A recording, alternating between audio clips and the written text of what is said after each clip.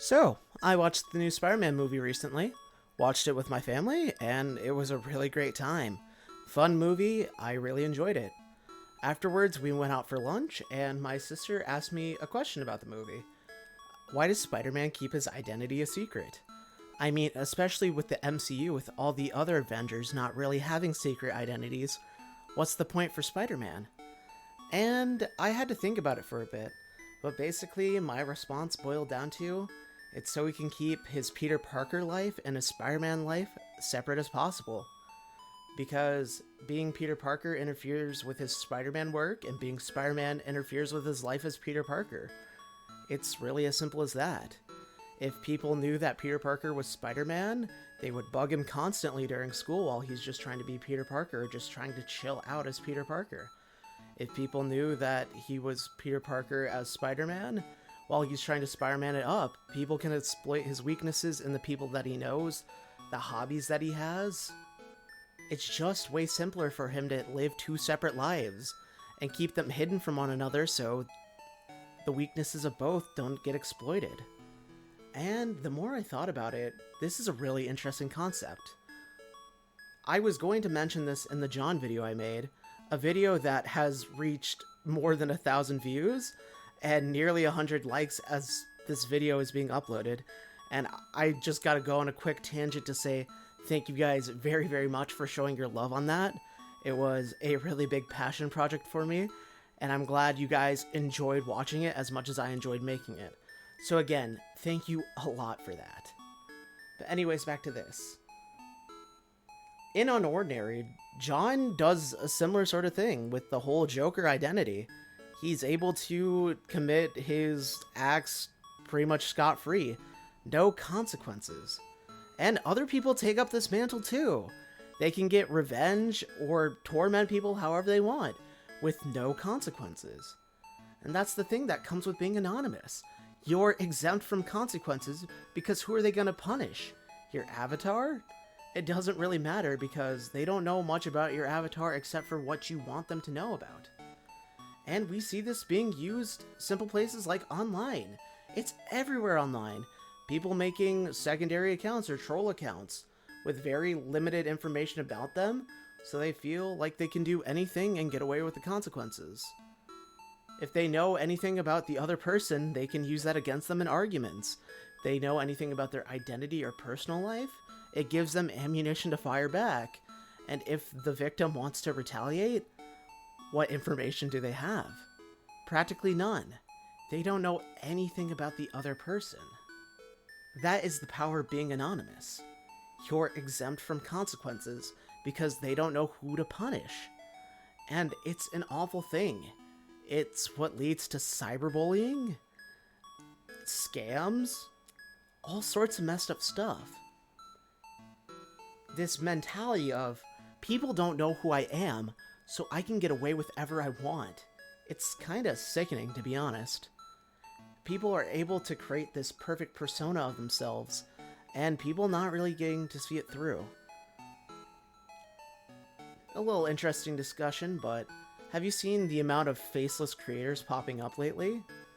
That's because they can very well limit what you see of them. It's really easy now.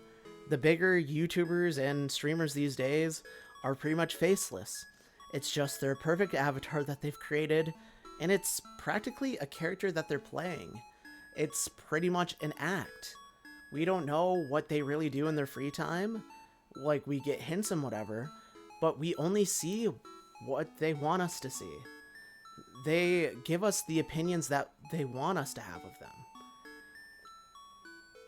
Now, I'm not saying that these faceless creators are doing bad things in their free time, but if they were, who would be the wiser? So you may be wondering how to combat this. It may seem like an impossible thing. They've won. They have the high ground. Well, not really.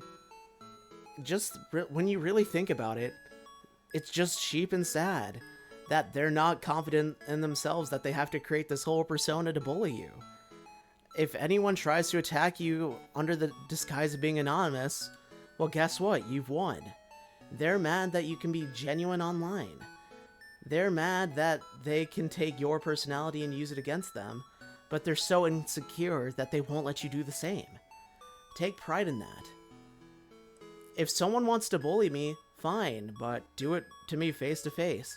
I'll tell you everything about myself. I'm a mixed-race child. I am a cis male. I'm pansexual. I am a bit overweight. Go ahead, you know everything about me. But unless I know anything about you, I'm not going to take it sincerely. Because all that means is you're too afraid to get retaliated on. And honestly, I don't care at that point. It's not an equal playing field, so I'm not even going to try with you. You're not even worth my time when that happens. And that's what you gotta say to yourself.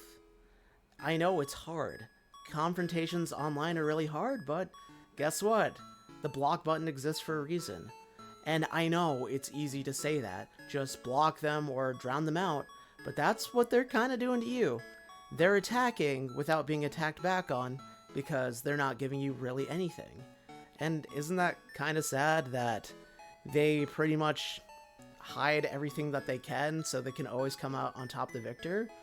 Is that really someone that you're going to let control your day, control your feelings? Because let me tell you, that's not going to happen to me.